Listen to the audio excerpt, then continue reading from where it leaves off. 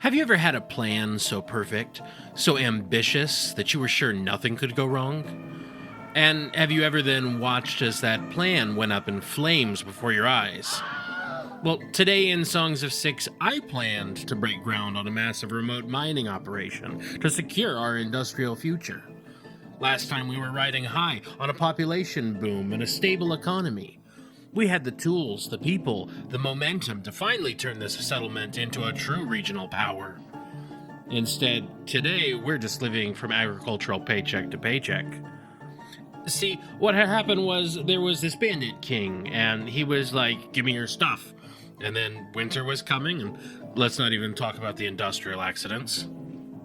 Listen, sacrifices had to be made, and we're working with what we've got.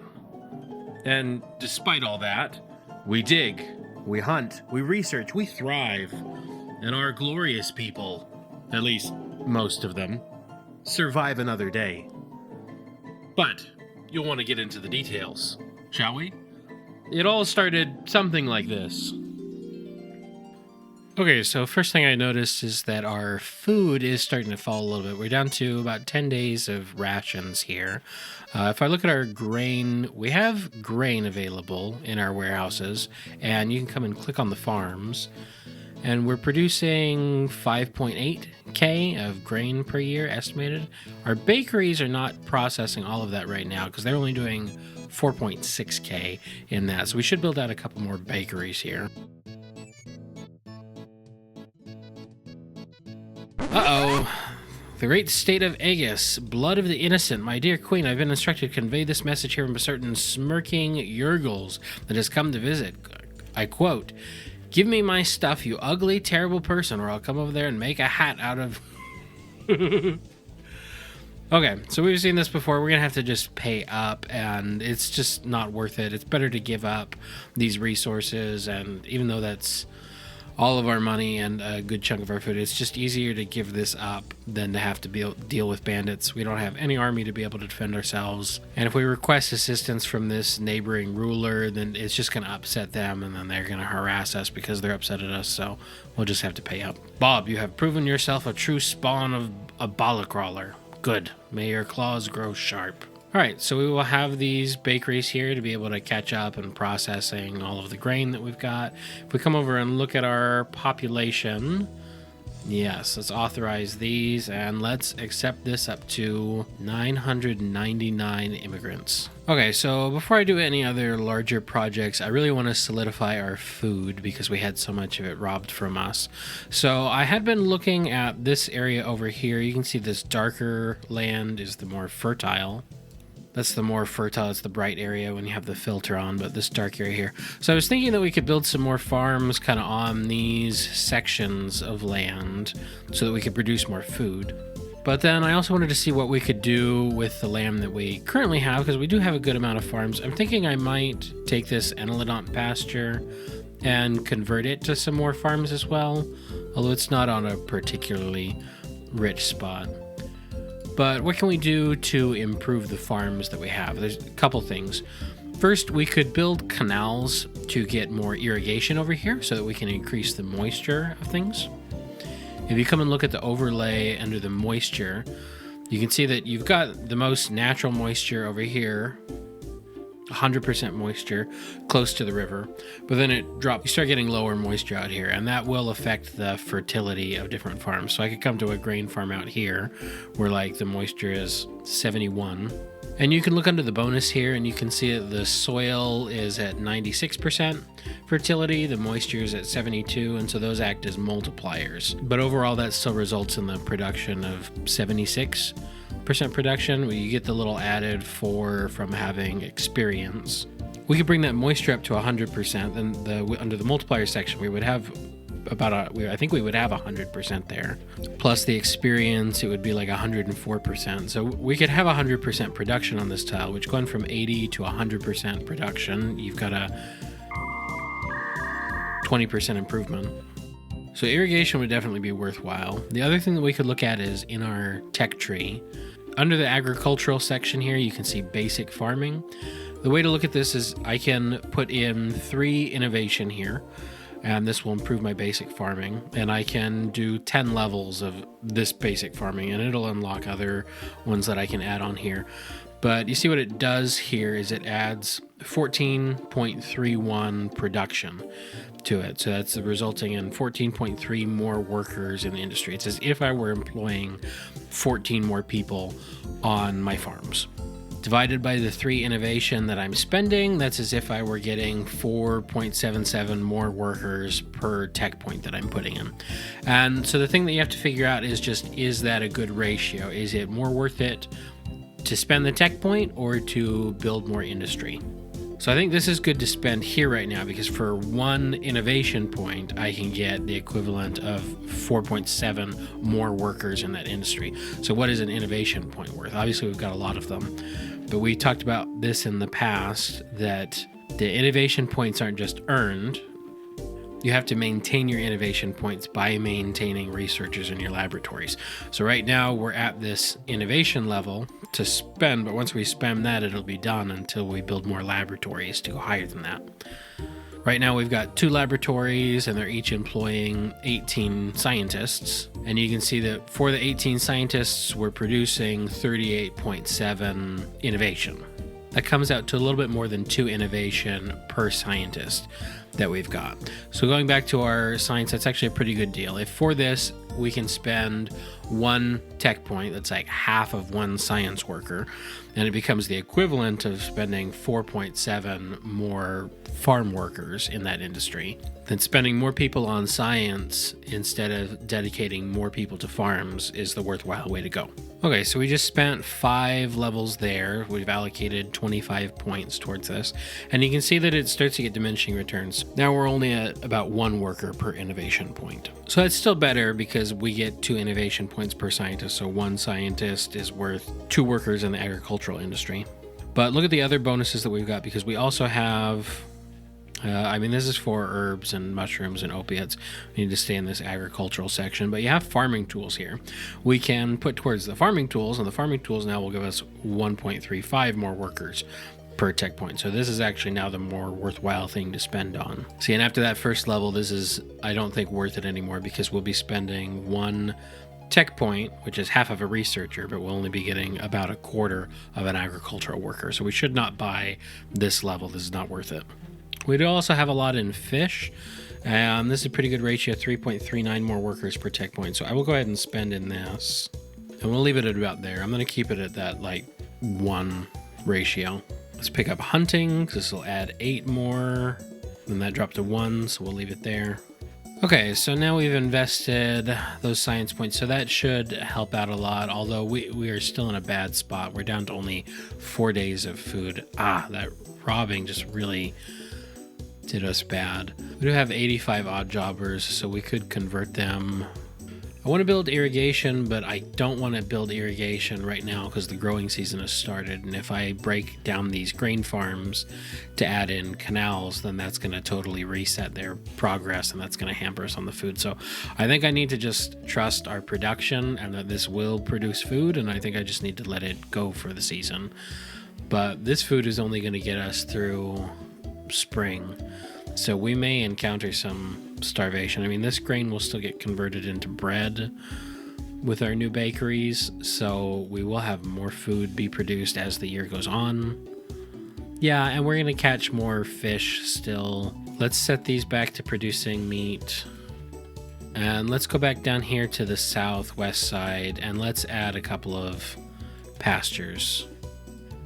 All right, so we're going to use some of the people that we've got and the livestock that we have in our warehouse, and we're going to convert these to some pastures. Hopefully we can get some meat production going up, and then that'll help us to have some passive income throughout the year outside of harvest time. We're also going to come up here, and there is a group of Balti crawlers up to the north, and I think we're just going to hunt all of these because these are quite a bit of meat apiece. And we will also come and hunt several of these war beasts here. Okay, this is good. We are at the end of spring, so we've gone 4 days, and we still have 4 days of food left. So I think that this will get us to the end of summer, and then at the end of summer, we'll start harvesting, and our food will be building up.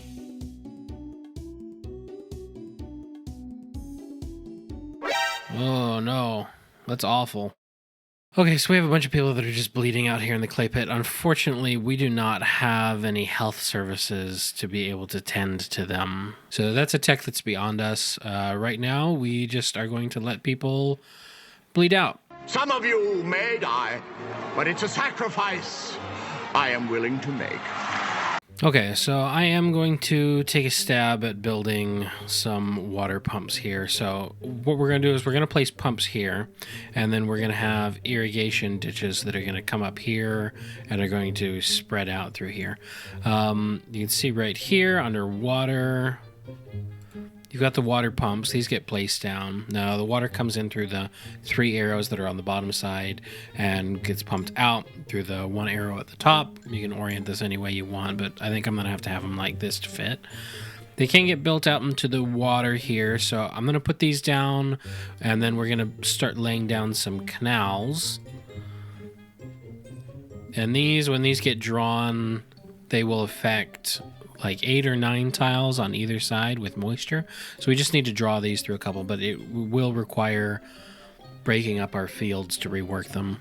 Now, in an earlier episode, I had made these farm tiles be more than 8 by 8. I think 8 by 8 was the suggested for one, and these are slightly more than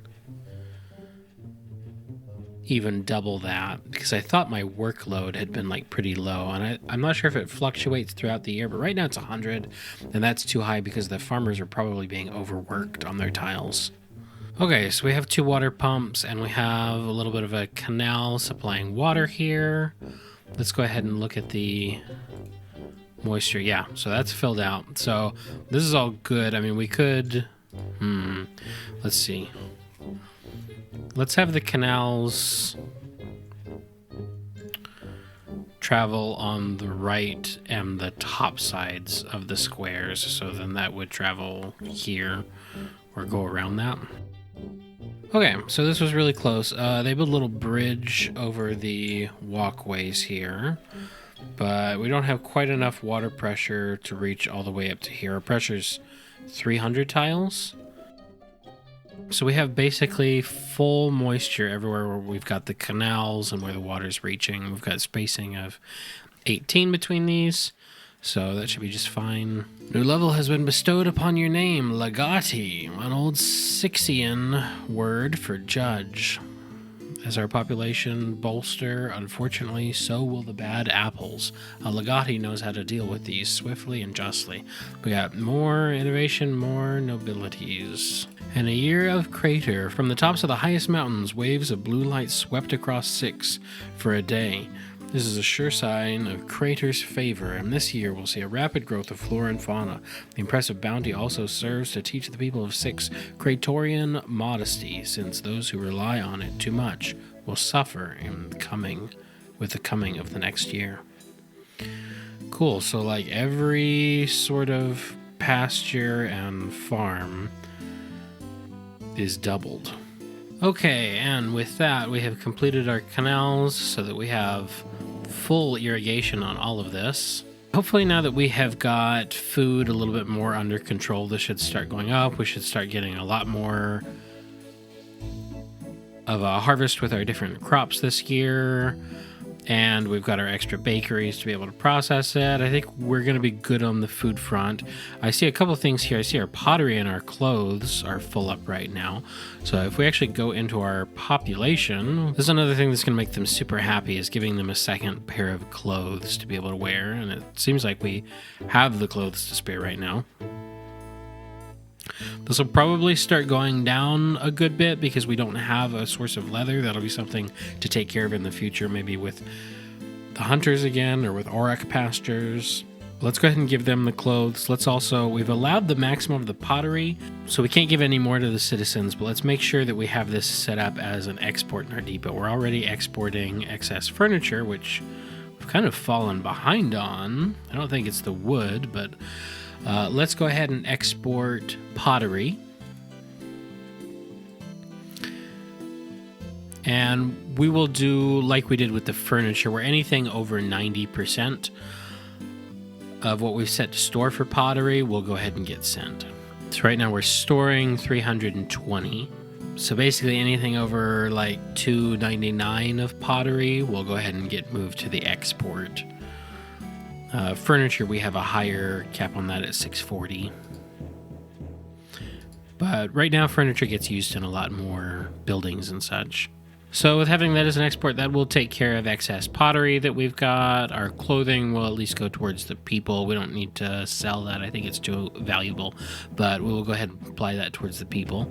And the other thing that has really fallen behind is our furniture here. Notice that we've got single digit of furniture units. Now we are producing 1.1k furniture per year. And if we go into our citizens, though what we're giving them is only accounting for 678 of that per year. I think the difference may be spent in upkeep, because the janitors, when they're repairing places, they do need to use resources to keep them up. So if you come and look at the janitors here, you can see that they are storing resources that they need to be able to fix things up. So like they do have a fair amount of furniture, and they're using like 8 furniture units per day, which that's going to be like 128 units of furniture per year. So that adds to it. So I don't know where else it's going to. There's probably also furniture going to our markets just for people to purchase. So that's fine. Hopefully we're meeting those needs, but the furniture is pretty low. So anytime we're going to need to build something that's going to need furniture, we're going to fall behind in that. So this is one industry. I don't necessarily want to build more carpenter shops, but maybe we can make these more efficient. So just like we improve the crop fields, we can come in here under the basic craftsmanship, and we can do the same for every half of a research worker, 1 research point that we're spending. It's the equivalent of getting 2.4 more workers in the carpentry. So that science investment will help to improve the efficiency of the carpenters, as well as all the potters, the tailors, any of the crude industry. The other thing that we can do to improve it is to set a noble over carpentry. Okay, welcome back, ladies and gent, to the wonderful Songs of Syx spin to crown a noble for the next industry. Here we have our entrants today, our wonderful commenters who commented on the last video, and we're going to go ahead and spin and see who gets picked.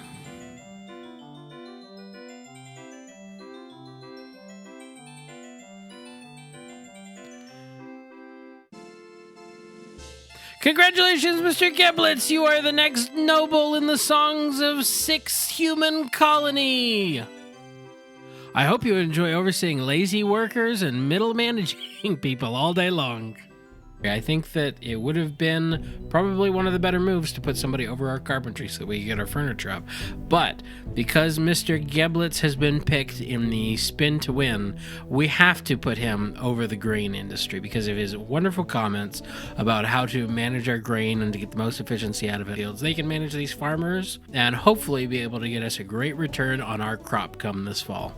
Now let's see this little farmer here.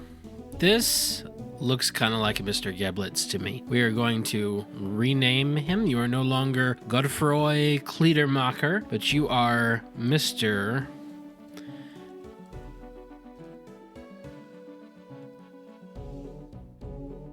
Geblitz. Get elevated. All right, Mr. Geblitz feels that I could do better as a ruler. Quite a bit better, to be honest. Town is suffering from a lack of homes. He would think that because he's now a homeless nobility. Mr. Geblitz is a 29-year-old human noble proudly serving you as a sparrowbar. He is in poor health and weighs an impressive 80 stones. Called lazy by fellow humans behind his back, thinks they might be right, but hasn't wanted to put in the effort into thinking about it. And we are going to skip over to the nobility, and we are going to assign Mr. Geblitz as the master of grain farms. Serve us well, Mr. Geblitz. Well, this has been an up and down episode. It's not what I thought we were going to work on today. I thought we would be... Well, this has been an up and down episode. It's not exactly what I thought we were going to accomplish today, but sometimes fate smacks you sideways and you get all of your food stolen by a bandit and need to rework your agriculture to be more efficient. So now I think we're going to be at a good place. We'll watch the food roll in, and thank you everyone once again for joining us on this Songs of Syx colony adventure.